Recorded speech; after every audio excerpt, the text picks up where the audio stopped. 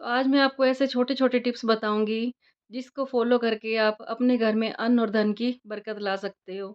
तो शुरुआत करेंगे हम अपने किचन से। कहते हैं कि किचन में अन्न देवता का वास होता है। तो पहले तो बताऊँगी मैं उन गृहिणियों के लिए जो खाना बनाती हैं, जो घर की स्त्रियाँ होती हैं। जब वो खाना बनाती हैं, तो वो परमात्मा का ध्यान करके खाना बनाएँ। वो ये बोलें कि मैं बच्चों के लिए, आपके बच्चों के लिए प्रभु प्रसाद बना रही हूँ, तो आप भी ग्रहण करो और मैं इनकी सेवा भाव करके बना रही हूँ। तो उनके मन में ये भाव होना चाहिए और जब भी वो खाना बनाएँ, तो परमात्मा का नाम लेके बनाएँ। कोई गायत्री मंत्र चला लें साथ में अपने किचन में, कुछ भी ऐसा भगवान के गीत लगा लें, तो उनकी याद में खाना बनाओगे तो खाने में बरकत भी पड़ेगी और जो खाना खाएँगे वो निरोगी भी रहेंगे और उनके अंदर पॉज़िटिव वाइब्स भी आएँगे। तो इसके बाद हम बात करेंगे जब खाना खाने की बारी आती है। कहते हैं कि जब हम खाना बना रहे होते हैं, एक टिप्स और देती हूँ कि क्रोध नहीं करना। कई बार लेडीज़ क्या होती हैं, गुस्सा किसी का और का आता है और खाना बनाते-बनाते बुड़-बुड़ कर रही होती हैं। तो उसका फिर जो सारा असर होता है वो खाने वालों पे जाता है। आपने सुना भी होगा कि जैसा खाएँगे अन्न और वैसा बनेगा मन। और कई लेडीज़ इसलिए परेशान रहती हैं, हमें इतना काम करना पड़ता है। तो भगवान से हमेशा ये माँगे कि हे भगवान, मुझे इतनी शक्ति देना और हमारे परिवार में प्यार बना रहे और मैं ऐसे इनकी सेवा करती रहूँ। क्योंकि परिवार है तो सब कुछ है, परिवार है तो सभी त्योहार भी हैं। अगर परिवार ही नहीं होगा तो क्या फ़ायदा फिर हमारा दिन-रात यहाँ पे जीने का या खाने-पीने का, तो हम यहाँ पे करने क्या आए हैं? जो भगवान ने हमारे रिश्ते-नाते बना के भेजे हैं, चाहे हमारा पति हो गए, बच्चे हो गए, जो हमारे रिश्तेदार हो गए, हमें इनमें अपना 100% देना है।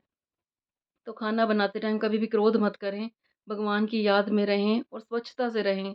कई लेडीज़ क्या करती हैं, नहाती नहीं हैं और सीधा किचन में घुस जाती हैं। कई लोग तो 2-2 दिन नहीं नहाते। तो नहाना भी ज़रूर है हमें, सुबह नहा धो के परमात्मा का नाम लेके और फिर अपने दिन की शुरुआत करें। फिर किचन में खाना बनाएँ और सबको प्यार से खिलाएँ।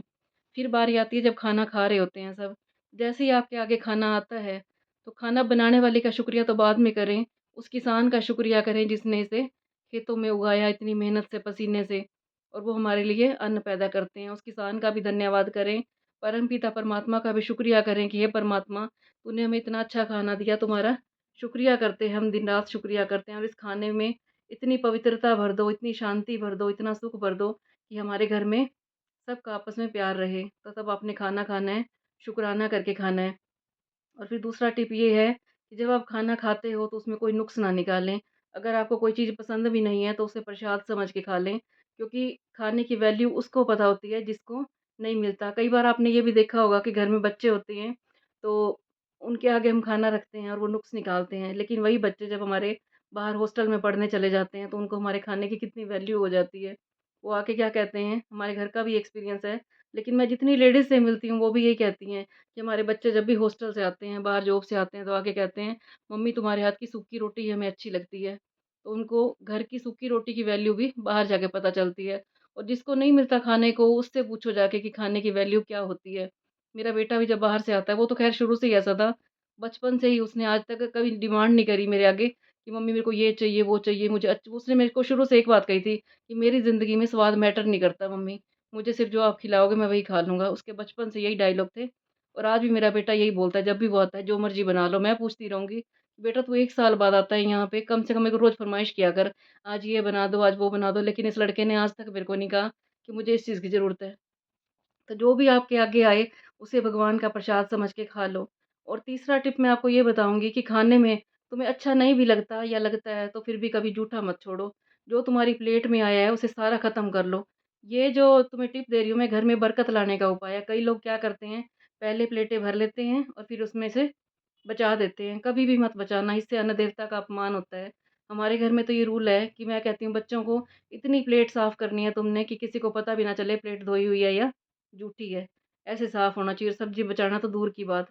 कोई सब्ज़ी नहीं बचनी चाहिए, कोई चावल का दाना नहीं बचना चाहिए और कोई रोटी नहीं बचनी चाहिए। तो हमारी पलकू की बात बताती हूँ आपको, खुशी है जो, वो क्या करती है कि जब भी उसके साथ उसके फ्रेंड खाना खा रहे होते हैं या जब वो बना रही होती है, तो कोई चावल का दाना अगर रह जाता है ना प्लेट के अंदर, तो उसको कृष्ण जी की कहानी याद आ जाती है। वो क्या कहती है, उनको भी सुनाती है, जो उसके आस-पास बैठे होते हैं, उनको कहती है कि जो कृष्ण जी ने जब भूख लगी थी उनको, तो गए थे वो द्रौपदी के पास, तो उसके पास जो खाना बनाने वाला बर्तन होता है, उसके अंदर 3 चावल के दाने थे। तो द्रौपदी क्या कहती है, इस चावल के 3 दानों से किसका खाना भरे वो पेट भरेगा? तो उसको ये कहानी याद आ जाती है और खुशी के जितने फ्रेंड हैं, सबको ये वाली स्टोरी याद है। तो इसने उनकी भी आदत बना दी कि प्लेट में जूठा नहीं बचना चाहिए, चाहे तुम होटलों में जाते हो, शादी में जाते हो, घर में जाते हो, तुम्हारी मम्मी बनाती है, तो खाना कभी प्लेट में मत रखना, इससे अन्न देवता का अपमान होता है। पहले ही थोड़ा ले लो, अच्छा बना है चाहे नहीं बना, तुमने वो खाना छोड़ना नहीं है, बिल्कुल बीच में ख़त्म करना है। ये तुम्हारे घर में अन्न की बरकत लेके आएगा। और इसके साथ मैं एक बात और भी कहूँगी, कई लोगों को ये आदत होती है गरम-गरम खाने की। बेचारा बनाने वाला भी लेके आता है और उनको क्या होता है, नहीं अभी मैंने नहीं खाना, थोड़ी देर रुक जाओ। जब भी कोई आती है खाने की चीज़ आगे, उसको मना मत करो। कहते हैं कि तुम अगर मना करते रहोगे तो एक दिन वो अन्न तुम्हारे आगे से दूर हो जाएगा। जो भी है किसी चीज़ के लिए मना नहीं करनी चाहिए, हमेशा खा लेना चाहिए। कोई 1 बार कहे, 2 बार कहे, प्यार से उसे खा लो। और ऐसे ही मैं आपको जल देवता के बारे में बताती हूँ। ये अन्न देवता हैं और किचन में ही होते हैं हमारे जल देवता। कई लोग क्या करते हैं, जल का बड़ा अपमान करते हैं। बर्तन साफ़ करने लगेंगे तो पानी को खुला चलता रहेगा वो बर्तन साफ़। तो बर्तन धोते टाइम भी ध्यान रखें, नहाते टाइम भी ध्यान रखें। कई लोग ब्रश करते टाइम पानी इतना वेस्ट करते हैं। तुम जितना जिस चीज़ की केयर करोगे, भगवान तुम्हें उतना उसमें बरकत देगा, चाहे वो पानी हो, चाहे वो खाना हो। और बिजली का भी ऐसे ही करें, वेस्ट नहीं करनी चाहिए हमें। बिजली भी देवता है, आपने सुना होगा इंडिया में बिजली देवता का भी मंदिर है। जो हमारे आस-पास की जितनी चीज़ें हैं, सब में एक वाइब्स हैं और आप महसूस करोगे। पहले के लोग क्या कहते थे कि दीवारों के भी कान होते हैं, तो ये सच्चाई की बात है कि दीवारों के भी कान होते हैं, क्योंकि हमारे आस-पास जितनी चीज़ें हैं, प्रकृति मैया ये सब सुन रही होती है कि हम क्या कर रहे हैं, क्या देख रहे हैं। तो मैं अपना एक्सपीरियंस बताती हूँ, कई बार हमारे यहाँ पे लाइट नहीं होती और पानी भी खत्म हो जाता है। मैं भगवान को कहती हूँ 5 मिनट के लिए दे दे भगवान कि मैं पीने का पानी भर लूँ, और उसी टाइम लाइट आ जाती है। हम अगर अच्छे हैं, हर चीज़ की केयर करते हैं, तो कोई चीज़ भी दूर नहीं है, भगवान तुम्हें वही का वही दे देगा।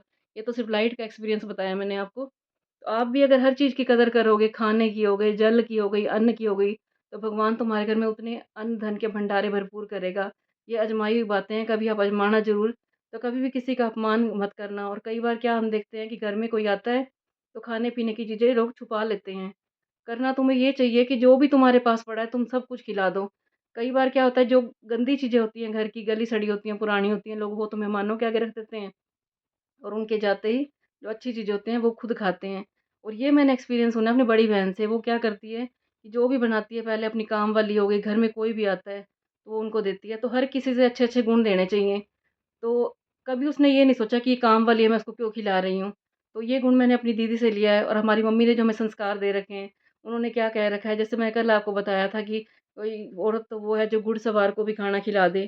तो हमारी मम्मी ये कहती थी, जिस घर से लोग बिना खाए-पिए चले जाते हैं, उस घर के खंभे भी हिल जाते हैं। तो हमारे घर में कोई भी आए, तो उसे हमें खिला-पिला के ही भेजना चाहिए। अब जैसे आज हमारे घर मेहंदी वाला आया था, तो मैंने उसको कहा था, नहीं बेटा खाना तो खाना ही पड़ेगा। कोई हमारे खाने-पीने के लिए भूखा नहीं आता। वो तो एक प्यार होता है, आदर-सम्मान होता है। उस परमात्मा ने हमें दिया है तो हम सबको खिला रहे हैं। कौन किसका खाता है, सबका नाम ऊपर लिखा होता है। आपने सुना होगा कि दाने-दाने पे लिखा है खाने वाले का नाम, कोई किसी को नहीं खिलाता। वो परमात्मा ऊपर सबको खिलाने वाला बैठा हुआ है, उसका दिया हुआ हम दूसरों को खिलाते हैं। तो जितना हो सके इन छोटी-छोटी बातों को फ़ॉलो करें और अपने घर में अन्न-धन के भंडारे भरपूर करें। तो मेरे सारे टिप फ़ॉलो करना और आपको बताना कि मेरी वीडियो कैसी लग रही है, जो मैंने आपको बताया है। क्योंकि जो ग्रह हैं वो ऊपर नहीं है, वो सब नीचे हैं। मैं आपको हर वीडियो में बोलती हूँ, ये जो रिश्ते-नाते हैं ये सब हमारे ग्रह हैं। और वो जो देवता हैं, वो देवता ऊपर नहीं बैठे, वो भी नीचे ही हैं। अन्न देवता हो गए, जल देवता हो गए, अग्नि देवता हो गए। अग्नि देवता का मैं एक टिप बताती हूँ आपको। जब भी आप अग्नि जलाते हैं, कहते हैं कभी दिए को फूँक मार के नहीं बुझाना चाहिए। कभी आप दिया जलाते हो, धूप जलाते हो, जोत जलाते हो, और कभी एक दिए में से दूसरा दिया नहीं जलाना चाहिए। तो ये मैं आपको अग्नि देवता का ट्रिक बता रही हूँ, तो इसको भी आप फ़ॉलो ज़रूर करें और अपने घर में जोत ज़रूर जलाएँ, सुबह भी जलाएँ, शाम को भी जलाएँ। कहते हैं जिस घर में जोत जलती है उस घर में देवताओं का निवास होता है और वहाँ पे कोई भी मुसीबत नहीं आ सकती, जोत में इतनी शक्ति है।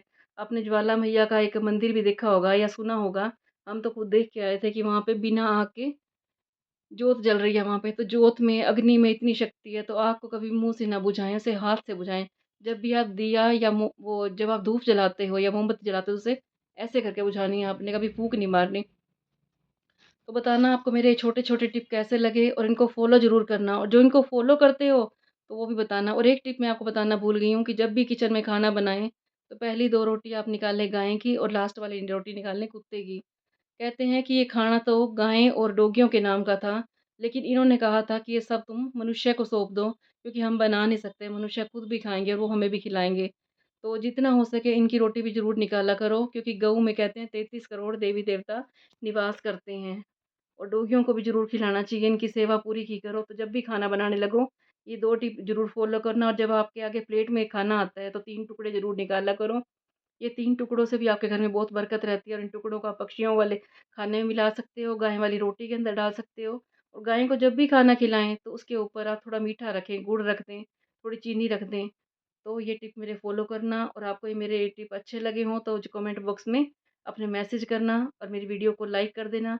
अच्छी लगे तो अपने रिश्तेदारों में शेयर भी कर देना, क्योंकि सबके घरों में अन्न-धन के भंडारे भरपूर रहने चाहिए। तो मिलूँगी मैं आपको नेक्स्ट वीडियो में।